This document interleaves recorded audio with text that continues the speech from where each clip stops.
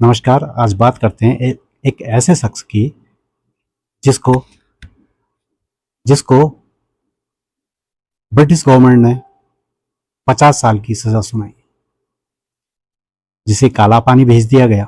उसी सावरकर ने 1913 में अंग्रेजों को एक खत लिखा, एक ऐसी चिट्ठी जिसकी एक लाइन आज भी भारतीय राजनीति में बहस छेड़ देती है। एक ऐसी लाइन जो आज भी भारतीय राजनीति में बहस छेड़ देती है।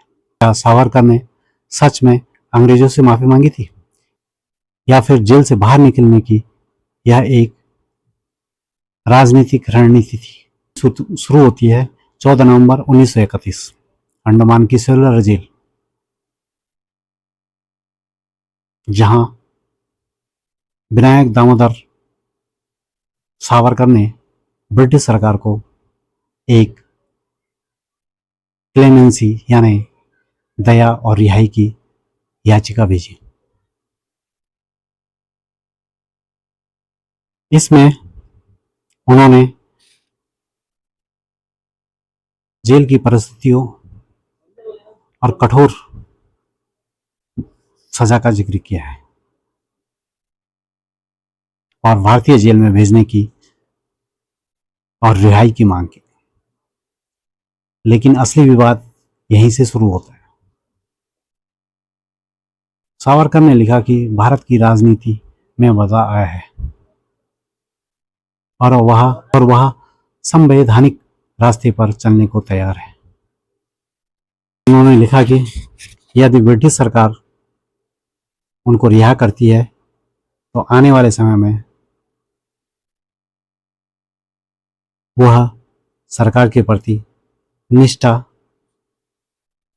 रखते हुए संवैधानिक तरीके से काम करेंगे। और उन्होंने अपने प्रभाव में आने वाले युवाओं को भी क्रांतिकारी मार्ग छोड़कर संवैधानिक राजनीति की ओर लाने की बात कही है।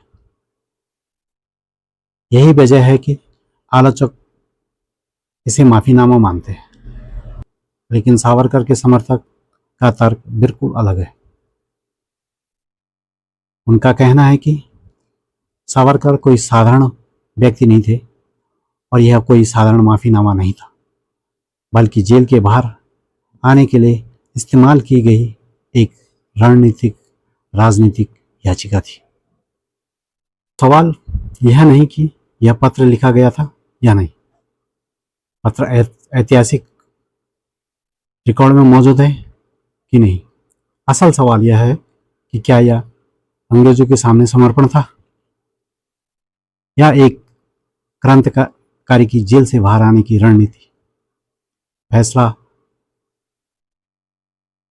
इतिहास पढ़ने वाले आप करें, लेकिन एक बात तय है कि सावरकर का 1913 का ये पत्र आज भी राजनीति की सबसे बड़ी ऐतिहासिक बहसों में से एक है, क्योंकि जब भी बात उठती है तो यह पत्र बहस का विषय जरूर होता है।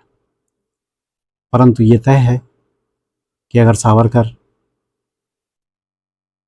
सेलुलर जेल में रहे तो उसकी यातनाएं कुछ कम नहीं थी, और ये भी कि अंग्रेज सरकार ने उन्हें 50 साल अर्थात 2 बार उम्र कैद की सजा सुनाई थी। ये उम्र कैद की सजा 2 बार ही अपने आप में एक बहुत बड़ा विषय है कि उनका भारतीय राजनीति में क्या योगदान रहा होगा। धन्यवाद।